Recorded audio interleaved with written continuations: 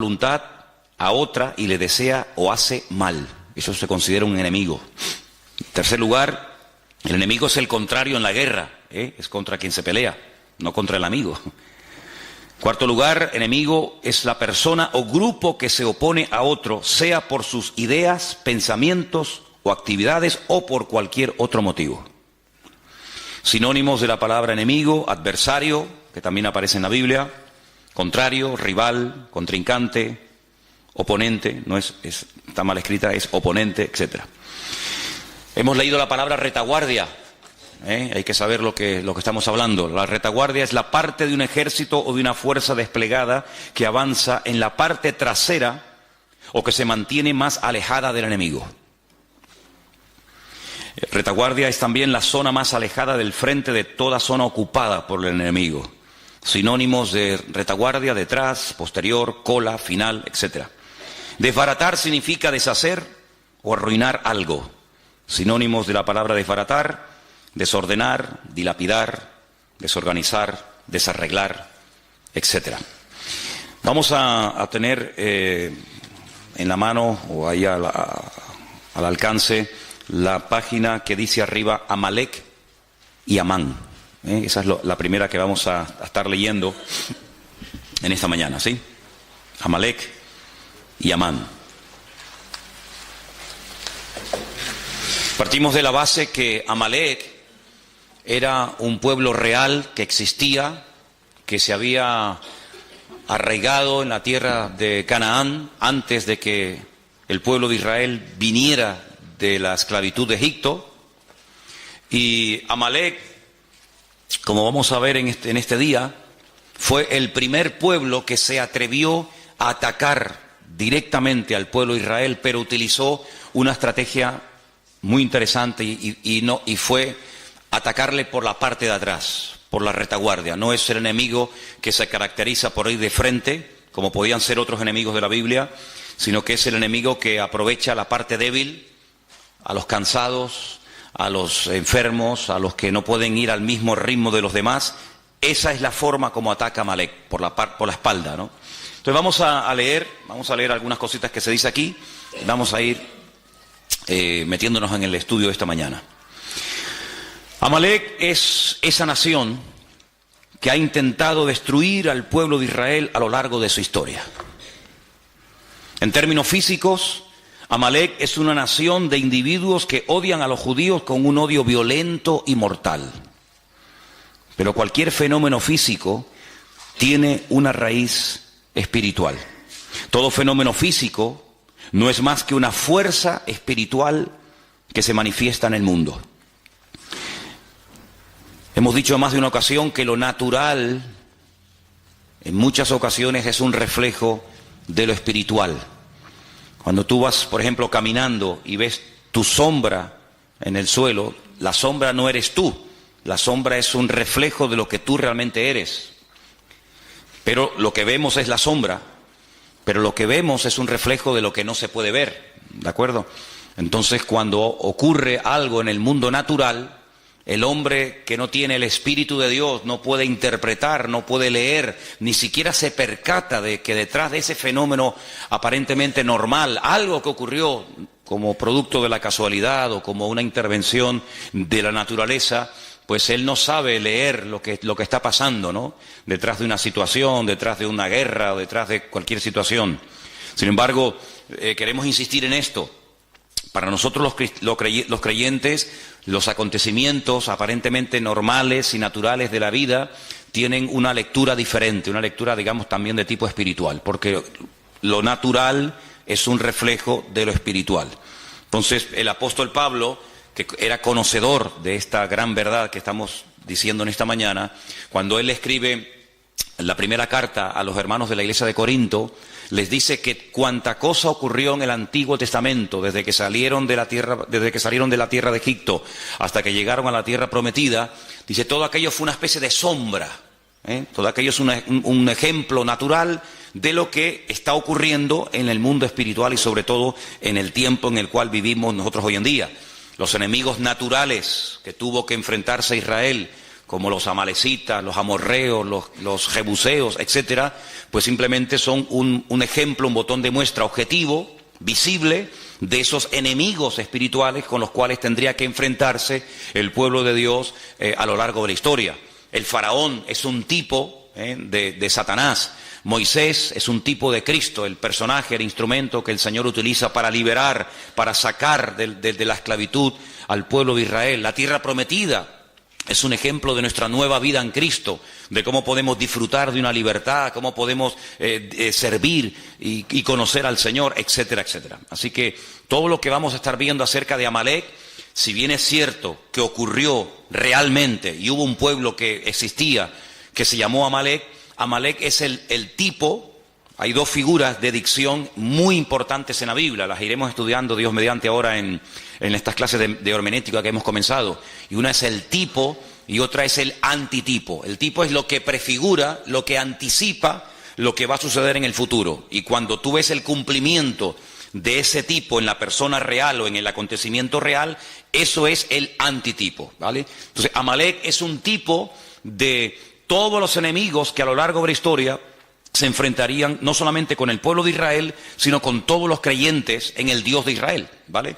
Seguimos leyendo el párrafo número 2, así que quédate con esto. Todo fenómeno físico no es más que una fuerza espiritual que se manifiesta en el mundo. Amalek representa, por lo tanto, esa fuerza que desea destruir al pueblo de Dios y a su destino, su propósito. Ahora, ¿qué fuerza espiritual es la que representaba en su momento el pueblo de Israel? ¿Por qué tanto empeño en destruir a ese pueblo? Porque el pueblo de Israel tenía el deber de la presencia de Dios en el mundo. Era el único pueblo en aquel momento que existía monoteísta de la tierra, y Dios le dijo en cierta ocasión a ellos que ellos iban a ser sus testigos. Todos los pueblos que en aquel tiempo existían, todos absolutamente, salvo el pueblo de Israel, eran politeístas. Hay una lista enorme en la Biblia de dioses que se adoraban en aquel tiempo: Quemos, Milcón, Moloc, Baal, Astarot, Astarte y tantos, ¿va? El único pueblo que tenía la creencia en un único Dios, creador del cielo, de la tierra y de todo lo visible, era el pueblo de Israel. Por lo tanto, si a un enemigo se le ocurría, como el caso de Amalek, atacar y destruir al pueblo de Israel, automáticamente la tierra quedaría sin testimonio. La tierra quedaría sin un botón, sin un punto de referencia de que había un Dios único y verdadero, que en aquel momento la obligación de Israel era proclamarlo y anunciarlo a los cuatro vientos sobre toda la faz de la tierra.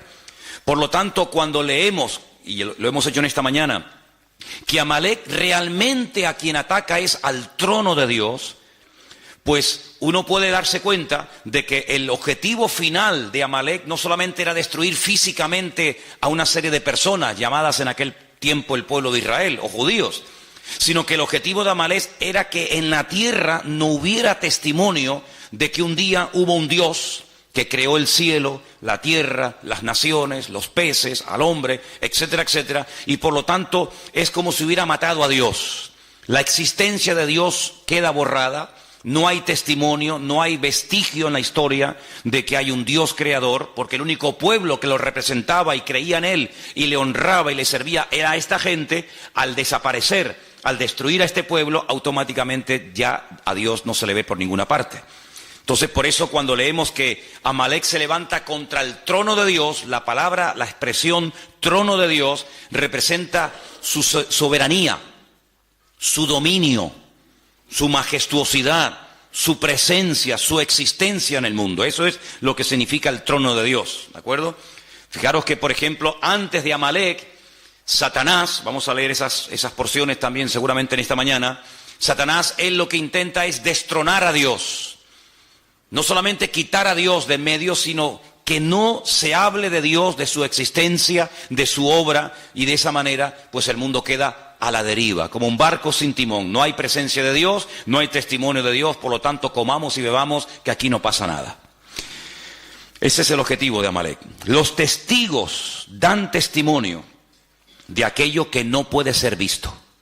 Eso es un testigo, una persona que cuando algo ha ocurrido y ellos lo han podido ver, son llamados. Eso es fundamentalmente la función de un testigo.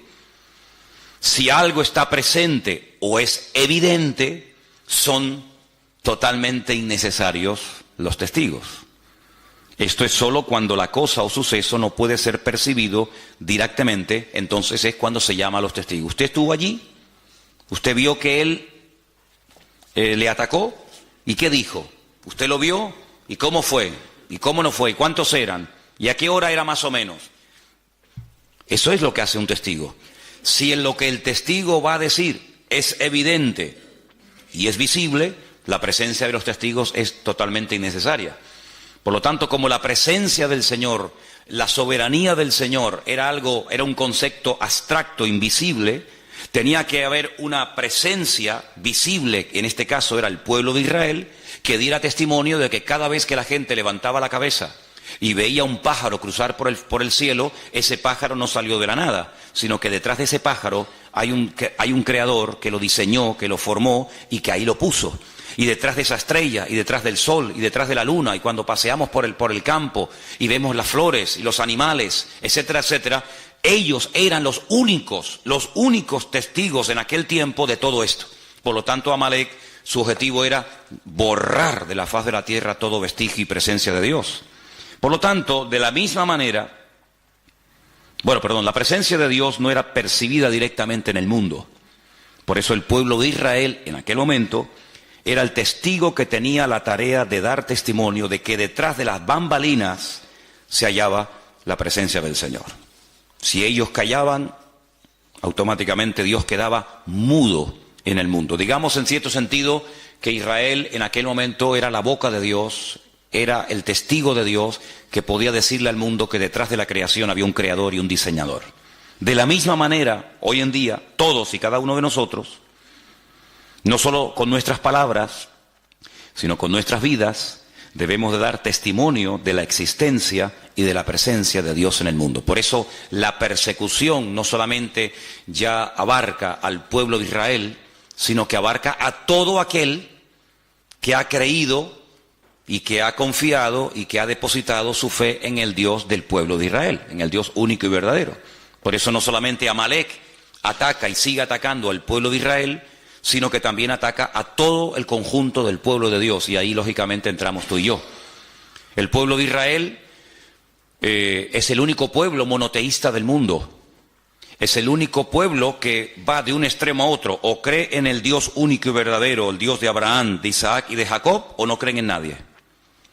No hay católicos judíos, no hay personas que se abrazan a cualquier otra creencia o religión, o creen o no creen, o son creyentes en el Dios único y verdadero, o son ateos, son paganos y no les interesa absolutamente nada. Por eso es un pueblo que en Medio Oriente, es el único pueblo en el Medio Oriente, rodeado de más de 200 millones de árabes, de musulmanes, que da testimonio de que el Dios que se adora en ese pequeño país, en ese pequeño territorio, es un Dios diferente. No es Alá, no es Mahoma, no es el Corán, sino es el Dios de siempre, y por eso una guerra constante y permanente contra ese pueblo que está marcando allí una diferencia.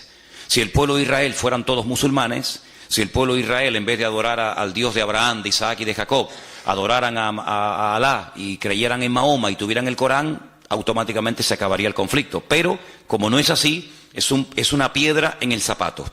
Es un pueblo que va en contra de la norma establecida de la zona, y por lo tanto el enemigo no quiere que en un territorio donde él ha hecho lo que le ha dado la gana durante generaciones y generaciones, haya un pueblo, por así decirlo, que le lleve la contraria. Pero ahora no solamente existe ese pueblo, ahora no solamente hay esa gente allí, sino que ahora hay por toda la faz de la tierra, por los 5 continentes de la tierra, hay diseminado más de 1.000 millones de personas que creen también en el Dios de los judíos, o en el Dios que vino a través del pueblo de Israel. Por lo tanto, la guerra es contra todo creyente verdadero en el Dios único y verdadero que es nuestro Dios. Amén. Seguimos. Amalek, mientras leemos, ustedes pueden ir pensando de quién más o menos podemos estar hablando. Y Amalek está dispuesto a sacrificarse a fin de destruir completamente cualquier evidencia de la presencia de Dios en el mundo. Está dispuesto a hacer cualquier cosa con tal de borrar la existencia y el testimonio de Dios en la tierra. El mayor acto de obediencia pedido por Dios a un hombre fue el acto de sacrificar a un hijo. Ese fue el mayor acto de obediencia que jamás Dios le ha pedido a un hombre. Ya sé que hay otros casos, como por ejemplo el de Saúl, que también lo vamos a analizar, que era un acto de obediencia, de acatar la voluntad, la misión de Dios para su tiempo, pero nada que ver con el hecho de que Dios te pida que mates a tu hijo.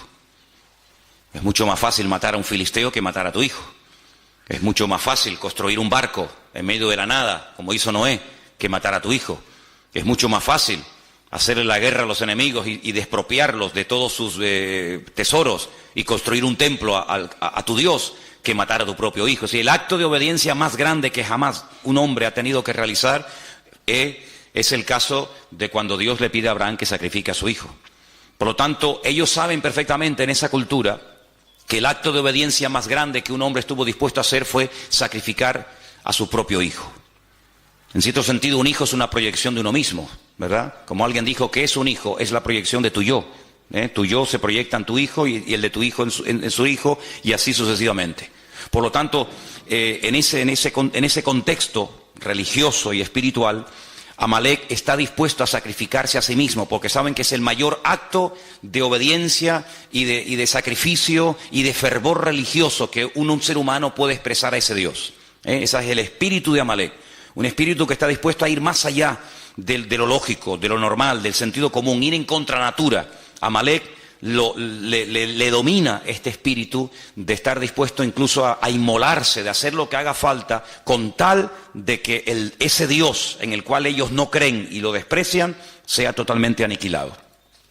Está dispuesto, como hemos dicho, al sacrificio, está dispuesto a sacrificar todo, absolutamente todo, con tal de alcanzar esa meta. Por ejemplo, si ustedes van a la ciudad de Jenin, a la ciudad de Ramala, a la Franja de Gaza, y a otras poblaciones palestinas, las calles, las avenidas, los bulevares, los parques de esas ciudades tienen los nombres de todos aquellos, entre comillas, mártires que han dado su vida por la causa palestina. Es decir, cuando una persona va, por ejemplo, a Jerusalén o a cualquier otra ciudad de ese país y se inmola, o de cualquier otro país, el nombre de ese asesino, el nombre de ese criminal, pues automáticamente recibe pues un reconocimiento en la ciudad de donde ha nacido. Se le pone en la calle el nombre del mártir fulanito de tal. Increíble. Entonces está dispuesto a sacrificar todo lo que tiene con tal de llegar a esa meta. Amalek es la distancia, ahora entramos en otro concepto, es la distancia entre lo físico y lo espiritual. En ese espacio, ese es el terreno donde él vive y se mueve como pez en el agua. Y está dispuesto a sacrificar su vida para defender ese espacio. Es como, por ejemplo, cuando un perro está en su territorio, salvo el mío, es capaz de hacer lo que haga falta con tal de defender su territorio. Por eso los machos marcan el terreno como diciendo, esto es mío, ¿vale? Satanás también tiene territorios marcados, señalados, donde él cree que ahí puede hacer lo que quiera y coloca a sus instrumentos, sea Amalek o sea quien sea, y está dispuesto a defender ese territorio a muerte. Por eso cuando el apóstol Pablo, y leeremos esta porción en el día de hoy, en Efesios capítulo 6, él habla de espíritus territoriales, no solamente de demonios que en un momento determinado individualmente pueden afectar o enfermar a personas o debilitarlas o incluso hasta matarlas, enajenarlas, como el caso también del endemoniado gadareno, sino que incluso marca territorios, marca zonas, ciudades, países, donde considera que él es el dueño, ¿verdad? El príncipe de la potestad del aire, principados, potestades, gobernadores de las tinieblas de este siglo, huestes espirituales de maldad, etcétera, etcétera. Entonces, en un sentido profundo, el significado de esta batalla entre Amalek y el pueblo de Dios es que ellos luchan contra Dios y contra su presencia en el mundo. Esta es la raíz de todas las batallas y de todas las guerras. Así de claro. Vamos a leer algunos versículos en esta mañana. Voy a pedir a algunos de ustedes que me ayuden. Por ejemplo, vamos a leer en 2 de Timoteo 4:7, 1 de Pedro 5:8. Entonces, leamos esos dos versículos antes de seguir adelante en esta mañana. Repito, 2 de Pedro 4:7, perdón, 2 de Timoteo 4:7 y también 1 de Pedro 5:8. ¿Quién tiene Timoteo? ¿Sí? Vamos. He peleado la buena batalla, he acabado la carrera, he guardado la fe. Pablo es el autor bíblico que más términos militares utiliza en sus cartas. Casco, espada, yelmo, guerra, soldados y cantidad de términos típica y puramente militares. Habla de guerras, habla de batallas, habla de enemigos. Y es que Pablo tenía una percepción del mundo espiritual muy clara, muy clara. Y por eso él dice al final de su carrera, al final de su ministerio, que él lo que realmente ha hecho a lo largo de su existencia es pelear la buena batalla. Si él no ha estado de rositas, él no ha estado de vacaciones, él no ha estado pegándose la gran vida, sino que él ha sido un guerrero. Él llegó incluso a decir, yo traigo en mi propio cuerpo, físicamente hablando, marcas de las pedradas, del martirio, de los zarpazos de los leones, de lanzas, en fin, de tantas y tantas cosas. Porque Pablo compara la batalla espiritual del creyente con una auténtica guerra. Y el campo de batalla nuestro hoy en día es el mundo. Y por eso el apóstol Pablo, cuando describe la realidad de la vida cristiana, la describe como una persona que está continuamente en guerra, como un soldado, y por eso utiliza los términos que acabo de mencionar, ¿no? El apóstol Pedro habla acerca de que tenemos todos un enemigo en común. Y ese enemigo lo compara a un animal. ¿Quién tiene, por favor, según 1 de Pedro 5:8, Sonia? Dice, sed sobrios y velad, porque vuestro adversario el diablo, como león rugiente, anda alrededor buscando a quien devorar. Vuestro adversario es una realidad. Continuamente está dando vueltas y vueltas y vueltas, tratando de buscar a alguien y devorarlo, matarlo, destruirlo. No es que le va a hacer una caricia, no es que le va a venir a asustar, sino devorarlo, destruirlo completamente. Así como Amalek quería destruir completamente la presencia de Dios en el mundo, representada en aquel momento por el pueblo de Israel, hoy en día Satanás lo que quiere es que no haya testimonio en tu casa de la presencia de Dios, que no haya testimonio en tu barrio, que no haya testimonio en el mundo de que nosotros estamos hoy en día siendo testigos de Cristo, de su resurrección, de su muerte, de su venida, etcétera, etcétera. Si vamos a Efesios capítulo 6, en Efesios capítulo 6 el apóstol Pablo está preso en Roma. Él escribe desde la cárcel 4 cartas, se conocen como epístolas de prisión, y en Efesios, el capítulo 6, estando él preso en Roma, seguramente ya a punto de morir, escribe 4 cartas. Una de ellas es la carta a los Efesios, otras a los Filipenses, y en esta concretamente, en el capítulo 6, verso 10, el apóstol Pablo habla en estos términos clarísimos. Por lo demás, hermanos míos, fortaleceos en el Señor y en el poder de su fuerza. Vestíos de toda la armadura de Dios, para que podáis estar firme contra las acechanzas del diablo. Porque no tenemos lucha contra sangre y carne. Esa era la guerra que llevaban los romanos en el mundo, contra ejércitos, personas, seres humanos. Sino que nuestra lucha es, fíjense, contra principados, viene de príncipes. Hay príncipes en el mundo espiritual. En el mundo de las tinieblas hay gente que tiene el galón, que tiene ¿cómo es? El título de ser un príncipe, ¿sí? Como en el ejército hay generales y comandantes y tenientes y subtenientes y sargentos. En el mundo espiritual no todos los demonios, no todos los ángeles que cayeron el día de la rebelión de Satanás en la presencia del Señor, ¿verdad? Antes de la creación de Adán y Eva, no todos son iguales. Hay algunos que son auténticos príncipes y hay otros que son, como dice aquí, príncipes de las potestades contra gobernadores. Otros tienen, ¿verdad?, el rango de gobernador de Santa Cruz, gobernador de cualquier otro lugar, gobernadores. de las tinieblas de este siglo, huestes espirituales de maldad en las regiones celestes. Y ante este panorama, ante esta descripción del mundo espiritual, que no es ciencia ficción ni mitología griega, sino es Biblia, ¿qué podemos hacer? Porque además ellos juegan con una ventaja sobre nosotros, entre comillas, y es que ellos nos ven a nosotros, pero nosotros, salvo raras excepciones, no los vemos a ellos. Entonces, defenderte contra un enemigo que ves, que sabes por dónde viene y por dónde va, pues no es tan complicado. Pero defenderte contra un enemigo que no sabes si está por detrás, por delante, arriba o abajo, pues es mucho más complicado, ¿vale? Entonces, fíjate aquí que el remedio para todo esto es el siguiente: pónganse toda la armadura de Dios, así de claro. Tomen toda la armadura de Dios. ¿Para qué? Para que podáis resistir en el día malo.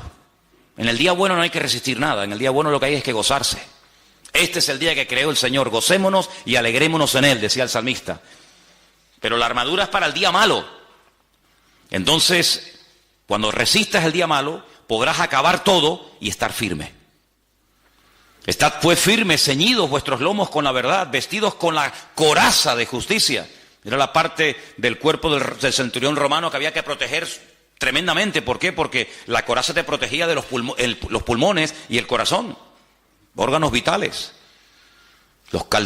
Calzados los pies con el apresto del Evangelio de la paz. Napoleón decía que se puede ganar o perder una guerra según el calzado que uses. Es como un rally o como una carrera de motos, una carrera de Fórmula 1. Los expertos saben que el mejor coche del mundo, la mejor escudería del mundo, puede perder un mundial por haber escogido mal una rueda. Tenían que haber escogido un tipo de rueda blanda, dura, lo que sea, y se equivocaron y era el mejor coche, como el más poderoso, el más potente, el más cilindrada, pero escogieron mal. Entonces Napoleón decía que tenían que cuidar sumamente el calzado de los soldados romanos, en este caso de los soldados franceses, porque sabía que una guerra se puede perder con un mal calzado. Y el Señor dice que el mejor calzado que podemos utilizar es el apresto del Evangelio. Caminar guiados por la palabra de Dios. Lámparas a mis pies tu palabra, lumbrera mi camino. Sobre todo, todo esto es importante, pero sobre todo, dice aquí, tomad el escudo de la fe. Había dos tipos de escudo, uno que era redondo, que era cuando se estaba de guardia, y un escudo que era muy alto, que te llegaba casi desde la barbilla hasta los tobillos, y era el que se llevaba al combate. Entonces cuando lanzaban las flechas, se lo ponían así y se tapaban y las flechas golpeaban y no caían, ¿no? Él está describiendo un escudo redondo, tremendamente poderoso, que cuando veías venir un dardo de fuego, cuando veías venir una lanza o lo que sea, te cubrías y te protegía cualquier parte del cuerpo. Dice, sobre todo toma ese escudo, para que puedas apagar todos los dardos de fuego del maligno.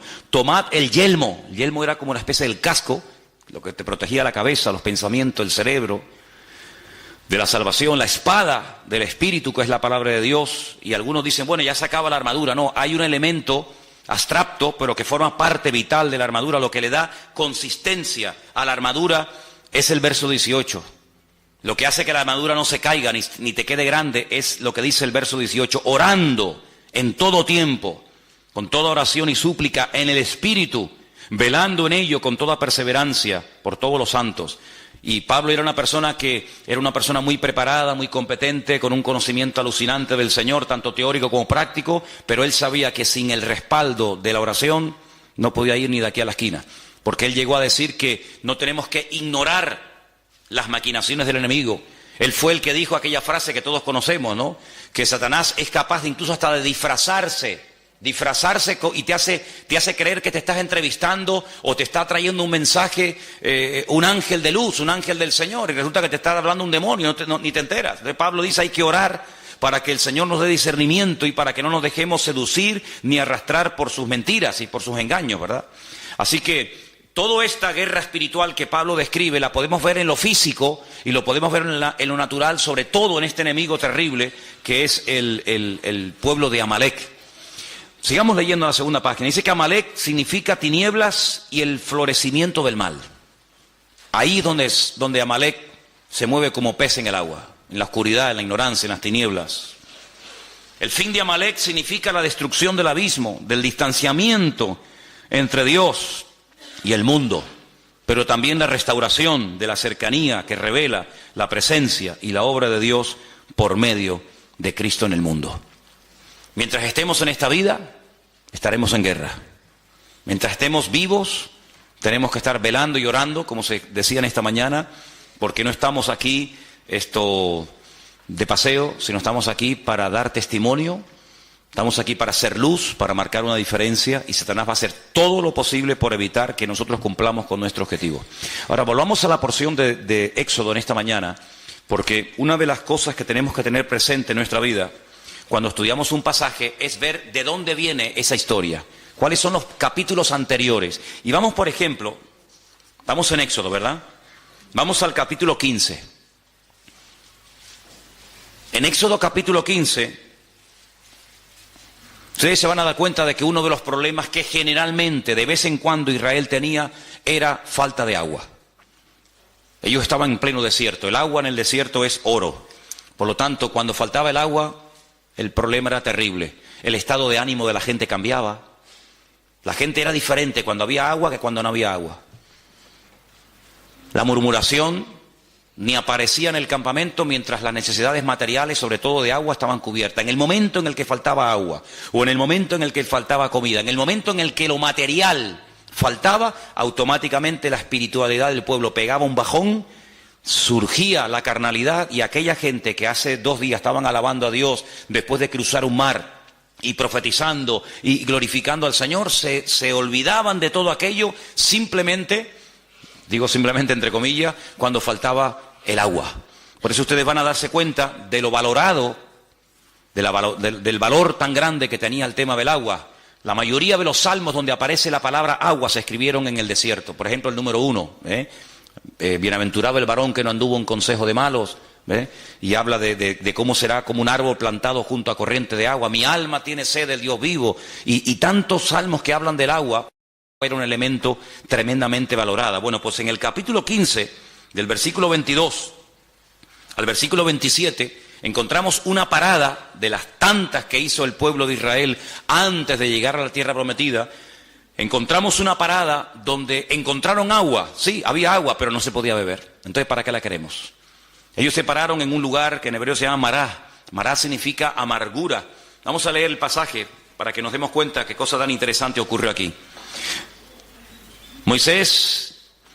Hizo Moisés que partiese Israel del Mar Rojo, salieron al desierto de Shur, anduvieron 3 días por el desierto sin hallar agua, llegaron a Mará y no pudieron beber las aguas de Mará porque eran amargas, por eso le pusieron el nombre Mará, o Mara, amarga. Entonces, ¿qué ocurre?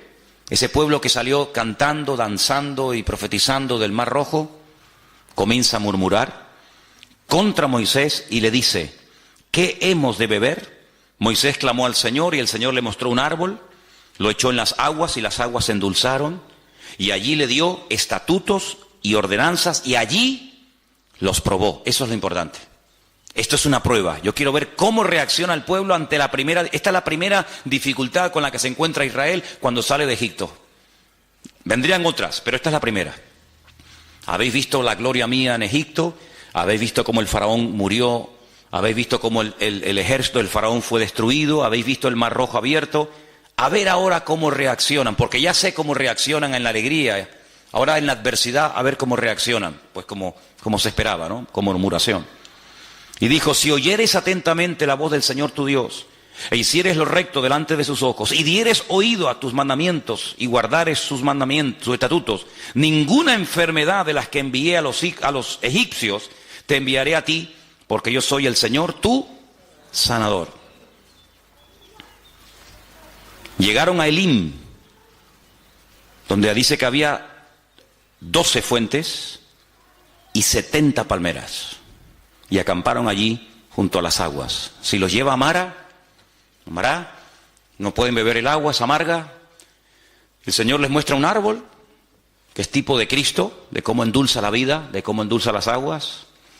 Allí los prueba, le da estatutos, le da leyes y dice: ok, ya veo cómo reaccionan cuando no tienen agua. Vamos a otra parada, los lleva a Elim, y en Elim dice que había, hasta el día de hoy, en Elim siguen habiendo las palmeras, que menciona aquí, 70 palmeras y 12 fuentes de aguas. Dice la Biblia que Moisés llegó a tener 70 ancianos. Una palmera para cada anciano. Si debajo de cada palmera, y no solamente se refiere a una palmera en singular, sino a un grupo de palmeras, ¿verdad?, para cada anciano. Y 12 fuentes de agua, para que cada tribu tenga su propia agua y no tenga que depender este de este ni el otro del otro, sino que cada uno tenga su propia fuente de agua. Y es interesante notar, si me pueden acercar un segundito la pizarra para ponerla aquí. Miren, dice que allí el Señor les da una promesa tremenda. La promesa que el Señor les da allí es una promesa, gracias, así mirando para allá. La promesa que el Señor les da a esta gente es que si ellos se comportan y obedecen al Señor y no meten la pata y se someten al Señor y piden perdón y llevan una vida, digamos, correcta, pues ninguna enfermedad les afectaría. Ahora, si un día hacemos un estudio detallado de cuántas enfermedades menciona la Biblia, nos quedamos asombrados. Porque incluso en los tiempos en los que el Señor le dio la palabra al pueblo de Israel, había enfermedades que no existían. Pero ellos podían activar una serie de enfermedades que no existían. Les dijo, si ustedes me obedecen, si ustedes se someten a mi palabra, si ustedes viven en sometimiento a mi palabra, a mis estatutos y a mis leyes, ninguna enfermedad de las que mandé a los egipcios se la mandaría a ustedes. Pero si ustedes no me obedecen, y comienza a mencionar enfermedades que hasta ese momento ni existían en el mundo. Luego, el tema del perdón, el tema de vivir cerca del Señor es muy interesante. Por ejemplo, tú tienes buena letra, ¿no, Daniel? Pon ahí, pon la palabra Mejilá. Apunten ahí si quieren esto. La palabra Mejilá, con J. La palabra Mejilá significa perdón, en hebreo, perdón. Ah, eso es. Y una palabra que él va a poner abajo, que es la palabra Majalé, significa enfermedad. Mejilá, perdón, Majalé,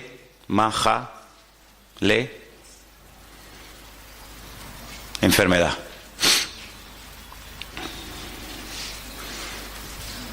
Ahora, estas dos palabras que ustedes tienen ahí, Mejilá y Majalé, en hebreo se escriben sin vocales.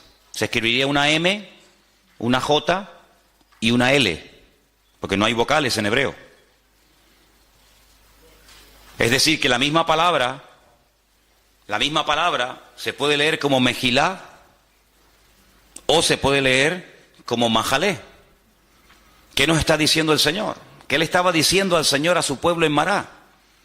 Si ustedes me obedecen, si ustedes se someten a mis estatutos y a mis leyes, si ustedes realmente viven una vida de perdón, ninguna enfermedad les afectará a ustedes. Hay un antídoto divino y sobrenatural contra la enfermedad, y es vivir sometido a la voluntad de Dios.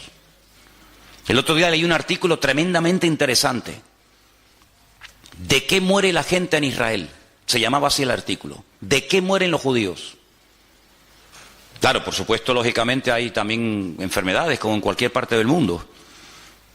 Pero más del 88% de la gente en Israel, ¿sabéis de qué muere? De viejos. Como dijo el médico cuando murió mi abuelo, se le acabó la pila.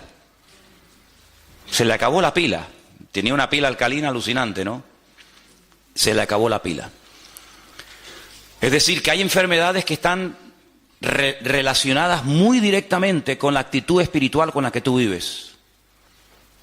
De hecho, en el libro de Proverbios, no es el tema, ¿no? Pero en el libro de Proverbios hay enfermedades que tienen que ver, por ejemplo, con los huesos. Necesitarían sanidad, ¿no? Bueno, pues cuando caigan y necesiten ser sanados, aquí estoy yo, ¿verdad? Entonces vimos que de ahí fueron a un lugar, a un oasis precioso, 70 palmeras, 12 fuentes de agua llamado Elim. Y allí estaban a gusto, allí no les faltaba de nada, ahí tenían sombra, tenían agua, ahí estaban muy cómodos, pero sin embargo el Señor dice, bueno, el tiempo de estancia aquí se ha terminado. Quiero que sepan que el Señor podía haber llevado en línea recta, que es la forma más rápida de llegar a un sitio, ¿no? En línea recta. Sin embargo, vemos que desde que ellos salen de Egipto hasta que llegan a la tierra prometida, Canaán, no van en línea recta, sino que incluso el Señor los tiene 40 largos años, toda una generación, dando vueltas y vueltas en el desierto a causa de su pecado, a causa de su desobediencia. Vemos que la voluntad de Dios era que hacía 40 años entraran, pero no entraron, porque hay un momento que no lo hemos dicho en estos días, pero creo que es clave y es muy importante, en el que el pueblo le dice a Moisés, ¿por qué no mandas espías? ¿Por qué no mandas a personas para que reconozcan la tierra y nos digan cómo es? ¿Qué más da cómo es? Si esa es la tierra que el Señor quiere que conquistemos, ¿qué más da? Si es grande, si es pequeña, si tiene montañas, si no tiene montañas, ¿qué más da? Esa es la tierra que es nuestra y punto, ¿no? Pero ellos mandaron, según la versión que tenemos generalmente todos nosotros, espías. La palabra realmente es la palabra regalín, que significa exploradores. Hay una gran diferencia, ya lo dijimos en su momento, hay una gran diferencia entre un espía y un explorador. El espía entra camufladamente, no quiere que nadie lo vea, quiere pasar desapercibido, va a espiar, va a observar cuáles son los puntos débiles del enemigo y luego informar a sus tropas para saber cómo atacar. El explorador va a cara descubierta, el explorador no importa que lo observen, el explorador va como una especie de turista, ¿verdad? Y así fueron, dice la Biblia, que estos exploradores, porque es la palabra que emplea el texto original, exploradores, exploraron la tierra, estuvieron 40 días, estuvieron por todo el país, desde el norte hasta el sur, este a oeste. Y entonces cuando ellos regresan, el pueblo está expectante, diciendo, bueno, a ver, ¿cómo es? ¿Cómo es esa tierra? ¿Cómo es el país? Y ellos dicen, bueno, la tierra es buena, la tierra es hermosa, pero es imposible de conquistar. ¿Cómo que? Sí, es imposible, porque resulta que las ciudades están amuralladas y tienen murallas tan enormes que llegan hasta el cielo, cual es falso, y la tierra traga a sus moradores, y la gente son gigantes, y nosotros los veíamos a ellos y nos comparábamos con ellos y parecíamos nosotros como langostas, y dan un informe tan pésimo, un informe tan negativo, que dice que toda la santa noche el pueblo de Israel en sus tiendas estuvo llora que te llora, llora que te llora, e incluso pensaron en matar a pedradas a Moisés y decir, volvamos a Egipto porque esto es un disparate, esto es una locura, hemos venido aquí para nada, y al final, bueno, el Señor dice en la Biblia que esa noche se apesadumbró, y esa noche fue cuando Dios hizo un decreto que hasta el día de hoy está en vigor, un decreto terrible. Ese día, según el calendario bíblico, era el 9 de Av, el 9 del mes Av, Y ese día fue un día que no van a olvidar en su vida el pueblo de Israel, porque todas las peores desgracias de la historia de ese pueblo, todas han ocurrido siempre el 9 de Av. El día que los reyes católicos en España firmaron el decreto de expulsión de los judíos, curiosamente, ¿no? Aunque vemos en el libro de Esther que no hay casualidades, fue el día 9 de Av. Cuando se firmó la solución final de la Segunda Guerra Mundial fue el 9 de Av. Cuando se destruyó el primer templo de Jerusalén antes de Cristo fue el 9 de Av. Cuando se destruyó el segundo templo 70 años después de Cristo fue el 9 de Av. Y podríamos dar una lista de 100 y pico acontecimientos terribles para que ellos recordaran toda su vida que llorasteis sin motivo. Yo les voy a dar ahora motivos para que lloren ahora por desgracias que ustedes mismos han provocado, ¿no? Y ese día Dios decretó que no iban a entrar. Ese día el Señor dijo, vais a estar un año por día. Si 40 días visteis la tierra, desechasteis la tierra, os habéis quejado, no os gusta lo que yo tengo preparado para vosotros, muy bien, pues venga al desierto a dar vueltas. En vez de 40 días, 40 años. Y todos aquellos de 20 años para arriba que salieron de Egipto, que vieron la gloria del Señor, que vieron milagros tremendos, dice que ninguno de ellos iba a entrar salvo dos, Josué y Caleb, que también fueron dentro de ese grupo de los 12 exploradores, pero ellos no se quejaron. Dice, por ejemplo, que Caleb fue hacia una región donde estaban enterrados los patriarcas, la ciudad de Hebrón. En aquel tiempo se llamaba Kiriat Arba. Kiriat significa pueblo, Arba significa cuatro. El pueblo de los cuatro gigantes o de los cuatro principales. Y es que en aquel lugar hay una cueva que compró Abraham en su día, y se llama la famosa cueva de Macpela. Macpela significa la cueva de las parejas. Está en la ciudad de Hebrón.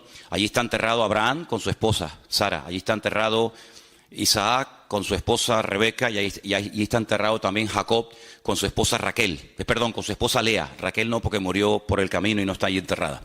Y hay una tradición judía que dice que también allí está enterrado Adán y Eva. Pero bueno, eso ya es harina de otro costal.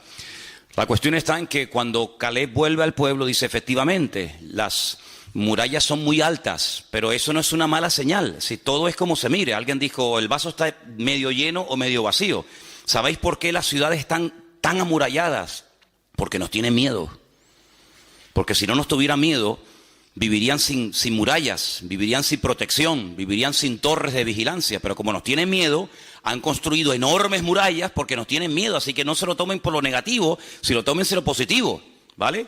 El hecho de que ellos parezcan gigantes no es verdad, no es que sean gigantes, sino que tú, al tener una declaración de fe tan pobre y tan miserable, te ves con una bajoestima tan terrible que le das al enemigo una fuerza que no tiene. Y vemos que, por ejemplo, allí en Refidín fue donde fueron atacados porque la forma de hablar como que le dio alas, como que le dio pie al enemigo. Y fue allí cuando el Señor suple el agua de una forma milagrosa, pero hay un momento en el que ellos dicen, ¿pero Dios está o no está con nosotros? Si ustedes pueden, por ejemplo, leer en el capítulo 17 de Éxodo, versículo 7, dice, ¿está Dios o no está Dios con nosotros? Eso es una queja, eso es una duda, eso es poner en tela de juicio la credibilidad de Dios. El Señor le dijo, yo les voy a acompañar, no se preocupen, yo voy delante de ustedes, nadie les podrá hacer frente, a todo lugar donde vayan, mi gloria, mi presencia, yo iré con ustedes. Pero ahora dicen, ¿pero está o no está Dios? ¿Cómo que no está? Estamos dudando de la palabra de Dios, y entonces allí es donde el enemigo les ataca sin previo aviso, como les acabo de decir, y es que nuestra forma de hablar, ¿sabes?, o frena al enemigo o le da posibilidad, le da alas al enemigo para poder atacarnos. Yo decía en estos días que Dios nos va a guiar según tú has decidido ya la forma como Dios quiere que te guíes. En otras palabras, si escoges el camino de la duda y de la queja, del lamento, no te preocupes que tendrás muchos motivos para lamentarte en el 2016. Pero si coges el camino del servicio, de agradar a Dios, no te preocupes, como dice la Biblia, porque esa es la promesa, todo te irá bien. Irás de victoria en victoria y de gloria en gloria y de triunfo en triunfo. Pero tú decides la forma como tú vas a dejar que el pastor de los pastores, el Señor Jesucristo, pastoree tu vida. Así que allí Amalek les ataca, y les ataca por la parte de atrás, donde dice que estaban los cansados, los trabajados, como dice la Biblia, los débiles. Y hay una traducción, una posible traducción que también se le podía haber dado a estos dos términos hebreos, y es a los que tenían miedo del futuro. Y tal vez dice, bueno, yo no estoy cansado, yo no estoy trabajado, yo no estoy extenuado, yo no estoy asfixiado, pero tengo ciertos temores. ¿Conseguiré trabajo? ¿No conseguiré trabajo? ¿Saldré de la crisis? ¿No saldremos de la crisis? ¿Qué pasará con el futuro de España? Esa actitud es una actitud que le da alas al enemigo, porque el pueblo de Dios tiene que hablar en fe y vivir en fe. Y hasta que no cambiemos nuestra forma de hablar, no vamos a poder cambiar nuestra forma de vivir. Y hasta que no cambiemos nuestra forma de vivir, no vamos a poder ver cosas grandes y maravillosas en nuestra vida. Albert Einstein dijo en cierta ocasión algo tremendo, y él dijo, si estamos continuamente haciendo lo mismo, no vamos a poder ver cambios y cosas diferentes.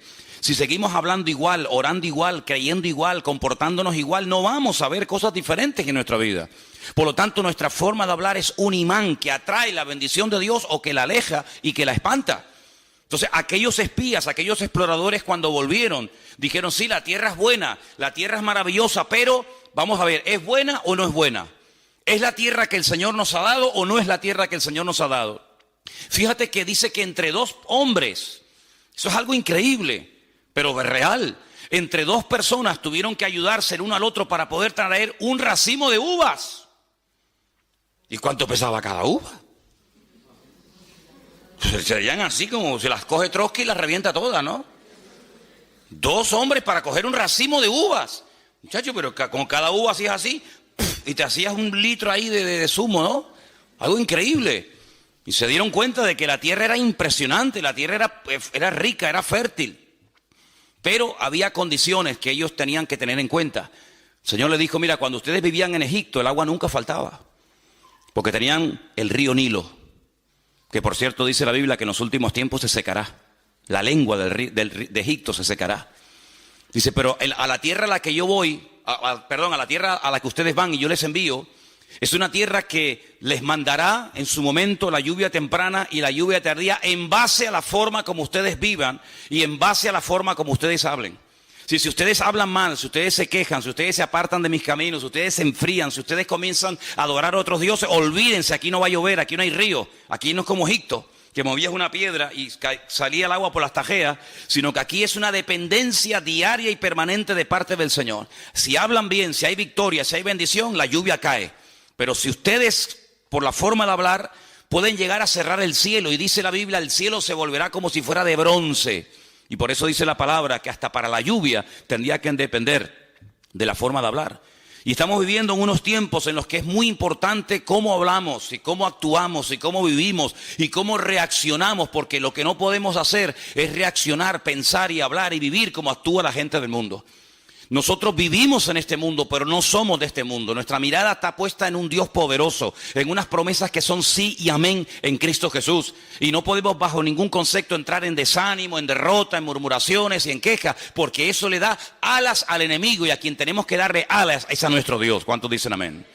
Así que en esta historia hay un momento en el que vemos que este conflicto es diferente. Este conflicto no es una guerra simplemente de 1000 contra 5000 o hombres contra hombres, sino que aquí hay un factor espiritual muy importante. Y vamos a leerlo en Éxodo capítulo 17 otra vez, por favor, a partir del versículo 8. Éxodo capítulo 17, hay un momento en el que Moisés dice, mira, yo voy a subir al monte a orar, y tú tienes que salir a pelear contra este enemigo en lo natural, y yo pelearé contra las fuerzas que lo ungen y que lo respaldan y lo apoyan en lo espiritual. Y dice la palabra que suba a lo alto de un monte. Vamos a leerlo. Entonces vino Amalek y peleó contra Israel en Refidim, versículo 8.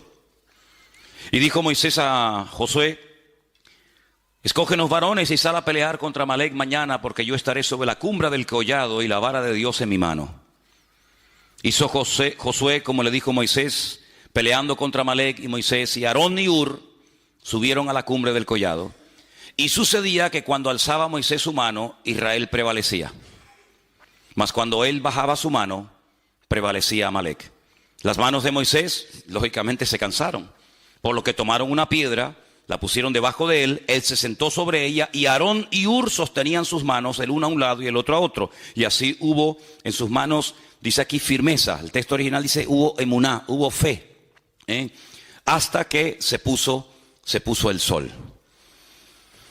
Dije el otro día que gracias a estos dos hombres, Aarón, que es muy conocido porque es el hermano carnal de Moisés, y gracias a Hur, Moisés tuvo firmeza, Moisés tuvo la capacidad, la constancia de poder tener sus manos levantadas por encima de su cabeza y ver una aplastante victoria sobre el enemigo. Pero ¿quién era este Hur? No lo dijimos, pero vamos a decirlo ahora. Hay varios versículos que quería compartir con ustedes. Seguimos en Éxodo, capítulo 24, verso 14. Éxodo 24, 14. No sé si hay algún hermano que por ahí tenga su Biblia a mano y lo quiera leer.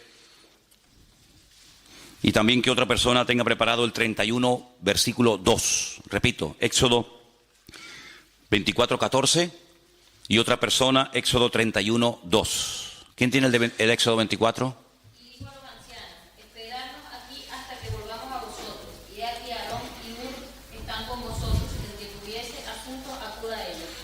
Hur, sin lugar a dudas, era un hombre muy importante dentro del pueblo de Israel, hasta el punto que Moisés, cuando se va a la montaña a orar y se fue 40 días, le dice al pueblo, yo me voy un tiempo, pero si hay algún asunto, algún problema, algo que surja dentro del pueblo, ahí está Aarón y ahí está Hur para que consulten con ellos. Luego, Hur no era una persona normal y corriente, sino una persona con una autoridad y con un peso espiritual, con una autoridad dentro del pueblo muy, muy importante. Es una referencia que tenemos que tener en cuenta. El segundo texto está en Éxodo 31, 2, y ahí nos da un poquito más de información sobre este personaje llamado Hur.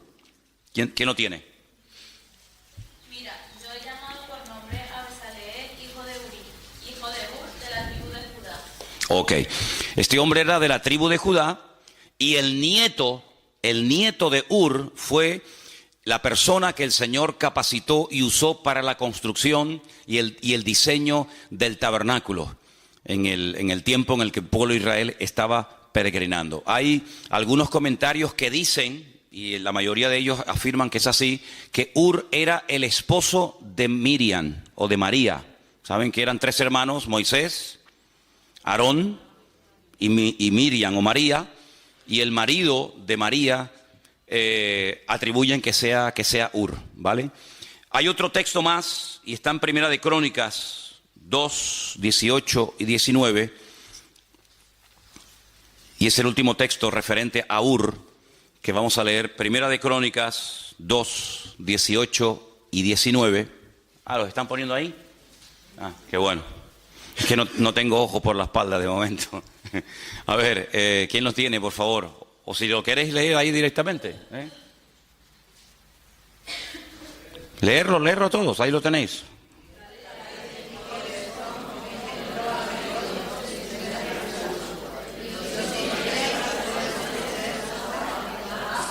Pasa al siguiente.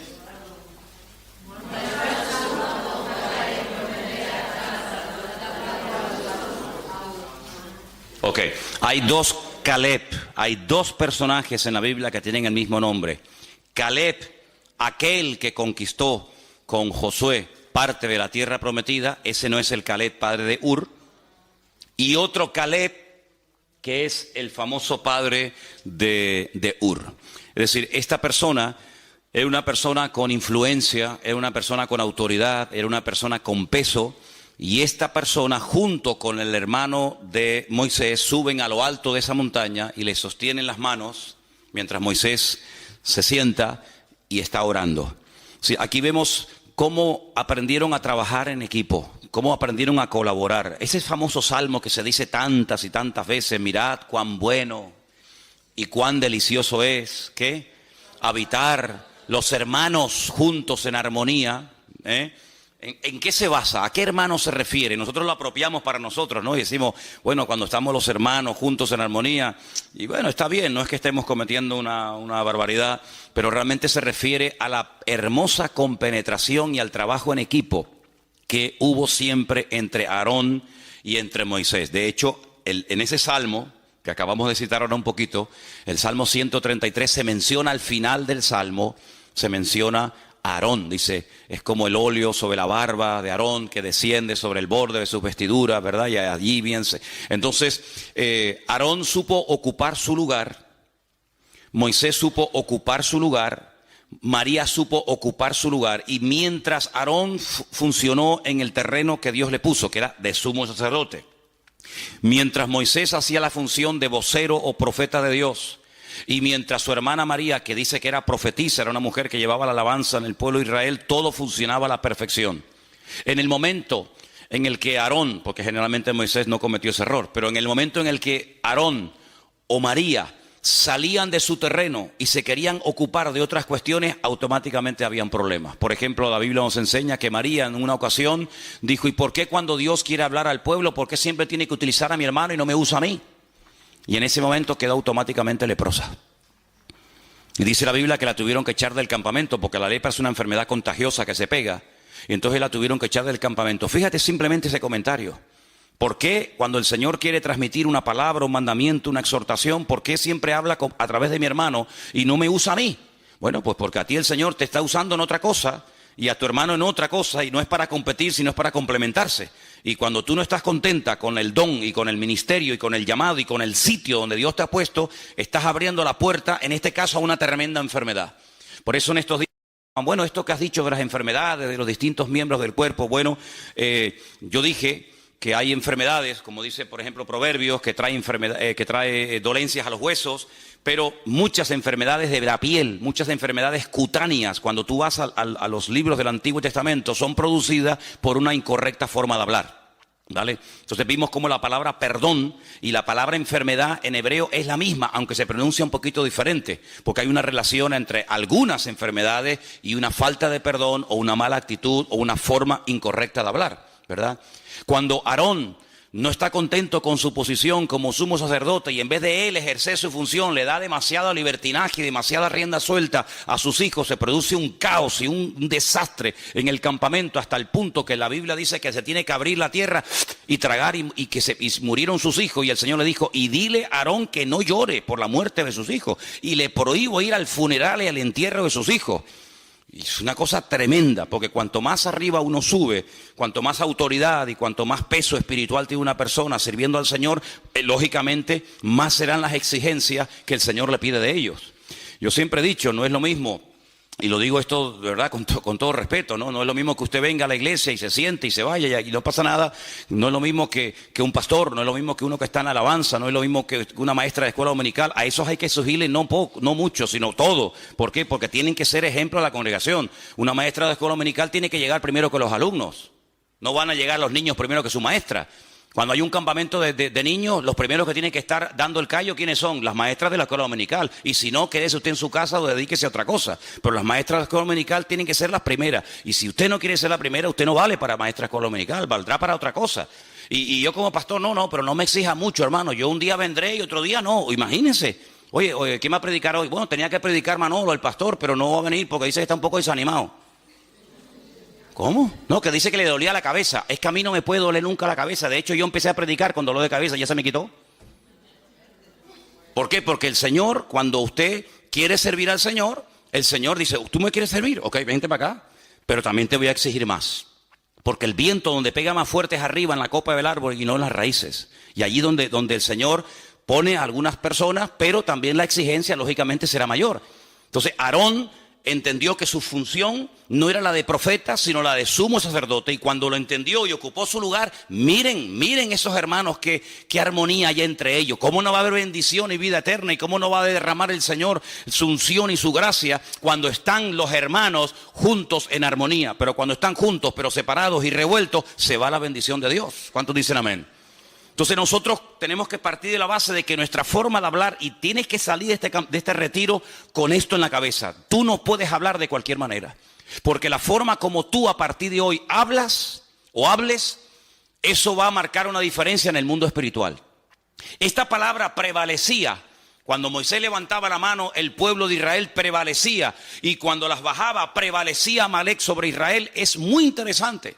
Porque en el último libro de la Biblia, que estamos estudiando en Santa Cruz últimamente otra vez, aparece la palabra prevalecer. Y fíjate qué interesante. Dice que cuando los santos oraban en la tierra, es decir, cuando se dirigían al Señor, cuando clamaban al Señor, los ángeles en el cielo prevalecían contra los demonios.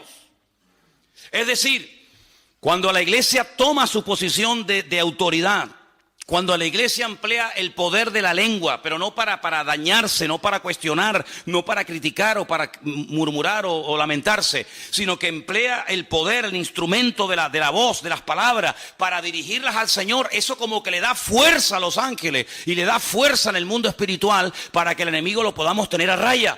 Por eso, hermano, tenemos que salir de aquí con la idea bien clara de que la forma como usted va a hablar a partir de hoy vas a ser un imán que va a atraer la bendición a tu casa, o la va a espantar y la va a alejar. Por eso cuando en casa comencemos a hablar o a opinar o a no sé qué, o como a comentar negativamente, cortemos inmediatamente ese comentario. ¿Por qué? Porque la forma como nosotros hablamos es lo que va a marcar la diferencia en el mundo espiritual. Porque todo esto tiene un precedente, y el precedente está en el libro de Génesis capítulo 1, cuando dice la Biblia que Dios hablaba y las cosas cambiaban. Claro, el poder de Dios en su palabra es lógicamente superior al nuestro. La palabra de Dios se cristaliza, se materializa, ¿verdad? Dijo Dios sea la luz y se hacía la luz. En nuestro caso no es así. Pero lo natural, ya lo he dicho 1.000.000 de veces, es un reflejo de lo espiritual. Si Dios hablaba y cambiaban cosas, quiere decir que nosotros como producto, como creación del Creador, cuando nosotros hablemos también las cosas pueden cambiar para bien o para mal. ¿Cuántas personas están tiradas por el suelo, no tienen ninguna autoestima, no confían en nada ni en nadie? ¿Por qué? Porque desde pequeños han sido bombardeados con palabras como: tú no sirves para nada, tú no vas a levantar cabeza, tú eres un burro, tú eres un ser a la izquierda, tú no sé qué, tú eres como tu padre, un vago. Y ¿cuántas veces pasa eso en la vida? Pero cuando el Señor nos llama, Él nos dice: ustedes son real sacerdocio, nación santa, pueblo adquirido por Dios, para que anuncien las virtudes mías, que yo les llamé de las tinieblas a su luz admirable. Y ustedes son más que vencedores, y yo estoy con ustedes, y nadie les podrá hacer frente en todos los días de vuestra vida. Y diga al débil: fuerte soy, hermano. Y entonces Dios nos levanta la autoestima, no el orgullo, sino la autoestima, y comenzamos a hablar como Cristo hablaba. ¿Cuántos dicen amén? Y Él no permitía ni siquiera a sus más íntimos colaboradores o discípulos, Él no permitía que hablaran palabras incorrectas. Cuando aquel discípulo le dice: Señor, no vayas a la cruz, ¿para qué? Si a lo largo de la historia no te van a aceptar esta gente, ¿para qué vas a la cruz? Y el Señor le dijo, apártate de mí, Satanás, porque no estás poniendo la mira en las cosas de Dios, sino que te estás dejando influenciar demasiado, excesivamente por las cosas de los hombres. Tienes una visión muy corta, ves a muy corto plazo. Pero hermano, nosotros tenemos que sembrar en fe. ¿Y cómo se siembra en fe? Con la palabra. Dios me va a bendecir, Dios me va a prosperar, yo voy a ser una persona usada, Dios me va a bendecir, Dios va a abrir puertas. Y dirá, bueno, pero esta es autosugestión, llámelo como quiera. Pero esa es la forma como el Señor quiere que nosotros hablemos. ¿Cómo estás? Bueno, aquí aguantadito. ¿Cómo que aguantadito? ¿Cómo estás? Y dicen algunos, bueno, tirando. ¿Tirando qué? Piedra estás tirando. ¿Cómo estás? Bueno, aquí echando días para adelante. Sí, las expresiones son múltiples y variadas. Hay para todos los gustos y colores. ¿Cómo estás? En victoria. ¿Cómo estás? Bendecido. ¿Cómo estás? Triunfante y glorioso. ¿Por qué? Porque todo lo puedo en Cristo que me fortalece. ¿Cuántos dicen amén? Así como tenemos que hablar, hermanos. Así como tenemos que hablar, hombre. Gloria a Dios. Dejemos esas expresiones a los del mundo, dejémoslos que ellos hablen así, quieren hablar así, que hablen así, así les va. En el rastro que tenemos en Santa Cruz hay un chico que todos los días viene y siempre le pregunto lo mismo. Ya sé la respuesta. Es como ¿cómo era? La erotesis. La erotesis, ¿qué era? Hacer una pregunta que ya sabe la respuesta, esa figura de dicción. Le digo, ¿qué? ¿Cómo estás? Y yo dentro digo, aguantadito. Y al segundo dice, aquí aguantadito. Él siempre dice lo mismo. Vivimos en un edificio en Santa Cruz hace años, ahí en la Rambla, y había un portero, el portero del bloque, y decía, ¿qué? No voy a decir el nombre porque a lo mejor lo conocen y vete tú sabes, hay algún familiar del portero aquí, ¿no? Digo, ¿qué? ¿Cómo estamos? Y siempre decía, siempre lo mismo. Así me decía tú. Yo siempre lo mismo. Nos fuimos del edificio, él sigue viviendo allí y te aseguro que han pasado, no sé, 100 años desde que me fui de allí. Y yo le pregunto hoy a este hombre, ¿cómo está? Y te aseguro que, mira, me juego un brazo de que me diría, siempre lo mismo. Ya, increíble, ¿cómo puedes? Yo es que me aburro 2 veces haciendo la misma cosa, Dios mío. Yo que siempre tengo que estar haciendo algo, si no me aburro, ¿cómo voy a estar yo en un puesto de trabajo toda la vida? Siempre lo mismo, siempre lo mismo, siempre lo mismo, siempre lo mismo. Tío, qué vida más aburrida tienes, viejo. Qué sosa de vida eres, de verdad que no eres atractivo, aparte eres bajito, gordo, feo, encima siempre lo mismo. Ya, no hay por dónde me cogerte, viejo. ¿Me entiendes? El Señor está conmigo, Dios me va a bendecir, el Señor me bendice y tal. Claro que sí, hombre, claro que sí. Y esa es la forma como podemos hablar. Y el enemigo, cuando oye a un tipo hablando así, el enemigo dice, agüita con este, vamos para allá. Porque con este no me meto, claro. ¿Me entiendes? Y eso no tiene nada que ver con la edad, no tiene nada que ver con la cultura. No, es que los suecos somos así, los españoles. No, olvídate de eso, no, ni suecos, ni alemanes, ni vaina. Somos cristianos, somos hijos de Dios. Y como hijos de Dios, el diablo tiene que tenernos miedo a nosotros. Hay creyentes, yo no sé, aquí nosotros porque no nos hemos criado con ese ambiente, pero hay creyentes que cuando les conoces y hablas con ellos de otras congregaciones sobre todo, pues siempre están, no, es que el diablo, no, es que el enemigo, es que yo digo, pero ¿cómo puedes vivir así? Siempre con miedo. El otro día estábamos poniendo el mural ese, por cierto, échenle un vistazo porque ahí hay fotografías del siglo XVIII. Ahí van a decir, Dios mío, dame discernimiento de espíritu porque no sé quién es este, ¿no? Y entonces resulta de que Juan, ¿dónde está Juan? Ahí está Juan. No sé cómo fue, yo pensaba, ven esos chorretes que hay por ahí del óxido de la canaleta. Pues dice, no, esto es de, ¿cómo me dijo? Del aceite o de no sé qué cosa. Digo, ¿cómo del aceite, Juan? Si esto es de la lluvia que cae arriba y está oxidada la canaleta, hay que cambiarla. Dice, no, esto es de aceite. Digo, ¿cómo? Digo, mira. Y me dice, mira para acá. Y le digo, ay, mira. Mire lo que hay aquí. Además, fíjate, hace así. Una mano. ¿La ves? Yo digo, dice, no, hay aquí, hay allí, y entonces resulta de que en el cuarto ¿cómo es? En el cuarto donde duermen ustedes, las puertas son blancas, las puso unas puertas preciosas, y el otro día estaba en la habitación, allí creo que estaba hablando con Margarita, y veo en la puerta una mano. Y yo dije, sin haber sabido todavía la explicación de la vaina esta, yo digo, esto fue uno que tenía la mano hedionda o sucia, perdón. Perdón, ya. Como estamos de retiro, tengo mentalidad de retiro en vez de pastor ahora mismo, ¿no? Y entonces le digo, esto fue uno que tenía la mano sucia y la puse aquí. Y ya me iba yo a buscar un trapo para limpiarle y me dice Juan, dice, no, es que aquí, cuando esto a veces lo prestamos o lo alquilamos a algunas iglesias y entonces resulta que no se les ocurrió otra cosa, por ahí hay más manos, ya verán, ahora van a ver manos por todos lados. Y dice, no, vinieron aquí unos hermanos y no se les ocurre otra cosa que meter las manos en aceite y ponerse por todas las paredes, ungiendo y bendiciendo las paredes. Y yo digo, ungiendo las paredes. ¿Cómo que ungiendo las paredes? Es como si yo voy a tu casa y le digo, hermana, ¿tiene un poquito de aceite de olivas? Sí. Venga a ungirle en la casa y te mancho todo el salón. Hermano, nosotros no podemos tener esas supersticiones. Yo me acuerdo, hace años había aquí un matrimonio en el Toscal, que cuando fuimos un día a su casa y lo veo con un bote de aceite ungiendo la jaula del canario. Mi madre, no les digo mentira, era verdad. Y le digo, ¿pero qué está haciendo? Y dice, no, es que el canario últimamente está haciendo unos ruidos raros. Digo, ¿estará fónico?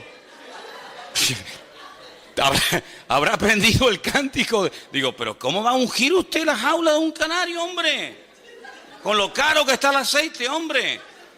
Entonces, hermano, vamos a ver, el aceite en la Biblia se utilizaba todo, pero mire, nosotros tenemos un Dios que nos cuida hasta cuando cerramos los ojos durante la noche.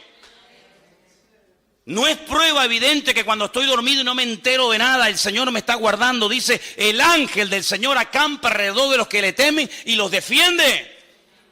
Por lo tanto, yo tengo que ir por la vida con la seguridad de que el Señor está a mi lado y que nadie podrá contra mí, a menos que el Señor se lo permita.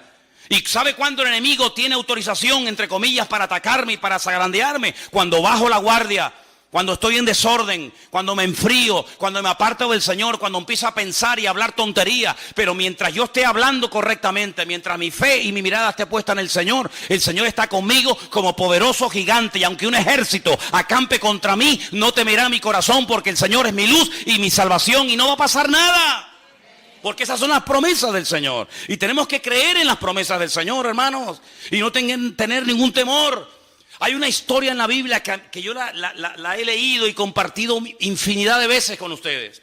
Y es esa historia cuando el profeta Eliseo está en una casa y resulta de que le dicen al enemigo, le dicen al ejército contrario, tú sabes por qué tú pierdes todas las batallas. Tú sabes por qué todas las estrategias te salen mal. Tú sabes por qué cuando vamos a atacar por un lado nos están esperando. Y cuando dice, bueno, pues ataquemos por el otro lado, nos están esperando. ¿Tú sabes por qué? Dice, no. Dice, porque en Israel hay un varón de Dios. Y lo que tú hablas en secreto, Dios se lo revela a él. Así que da igual si lo vas a atacar por la derecha, por la izquierda, por arriba, por abajo, de noche o de día. Todo te va a salir mal porque el Señor pelea con esa gente. Y este general o este rey dice, pues matemos a este hombre. Matemos a este hombre y se le acaba la fuente de información. Dice, vamos. Dice la Biblia que rodearon toda la casa del profeta Eliseo y no venían para contarle el cuento de Caperucita Roja, hermano. Venían para matarlo. Y entonces Eliseo tenía un colaborador, un ayudante, llamado Giesi. Nombre más feo. Así se llamaba, Giesi. Y Giesi sale fuera y cuando levanta la mirada, vio toda la casa rodeada de soldados que venían a matarlos. Y se mete para adentro muerto de miedo y dice, de aquí no salimos. Estamos rodeados de enemigos. Este es el último día de nuestra vida. Y el profeta Eliseo sale afuera, mira así, dice, tranquilo, no te preocupes. Más son los que están con nosotros que los que vienen contra nosotros. Y ese quiere un pedazo de carne, porque era carne. Le dice, ¿quién está con nosotros? Si hasta el perro salió corriendo. ¿Quién está con nosotros? Dice, Señor, abre los ojos para que vea. Y dice que cuando el Señor le permitió ver con los ojos de la fe, dice que vio millones de ángeles, la gloria del Señor estaba rodeando la casa y le dijo, yo te lo dije, aunque tú no lo veas porque tu forma de hablar impide que la revelación de Dios venga a tu vida.